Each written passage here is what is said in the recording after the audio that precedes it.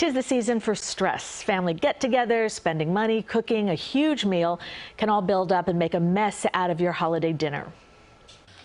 Norm, I'm sorry about what I said about your gravy. All right. It's okay. Fine. And so are the carrots. Anybody want some of these lovely yams?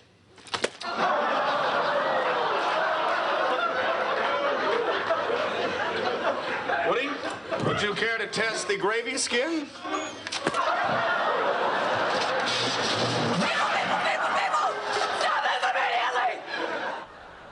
You might remember that scene from the popular show Cheers. It's funny, but also rings true. Here to help us avoid that kind of situation at our own dinner table is Dr. Niloo Dardashti. She is an adult couples and workplace psychologist with Manhattan Psychology Group. Thanks for talking with us this morning. Hi, thanks for having me. Now, to start, why is it that we seem to get so stressed out around the holidays? This is supposed to be a time that's, fun for everybody. I think there's so many expectations and so many things we create in our minds about how it should be and how it should go. And it's just a setup because there's always going to be things that trigger us. There's always going to be challenges. It just is what it is with the holidays. Let's talk about family. And some people are going, ugh. Sometimes when we're all gathered around the table together, the conversation can get uncomfortable if topics like politics come up. How can we keep things civil even when we disagree? I think it's important to almost imagine what's going to happen at the dinner table, maybe based on relationships in the past year or what's happened at the dinner table last year, and just imagine sort of, okay, so this is what I anticipate could trigger me. So here are the things I'm going to try to stay out of, to keep my distance about, or maybe even to put up a firm boundary and say, hey guys, I'd rather not get into that topic this year.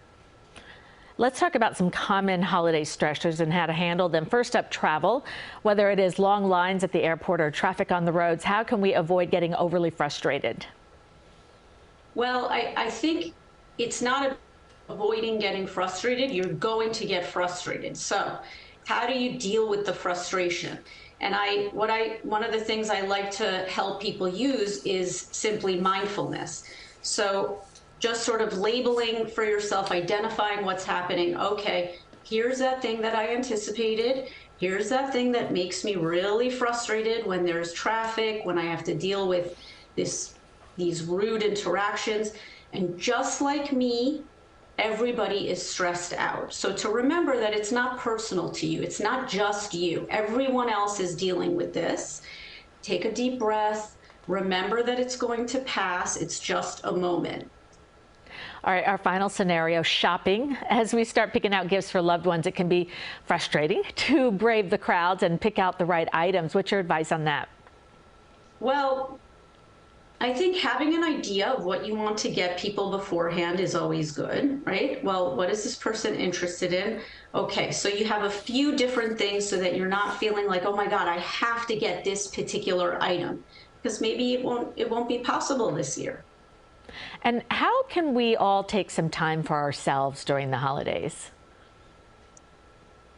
You have to create it. You have to put it in your schedule, just like you schedule time to go to the gym.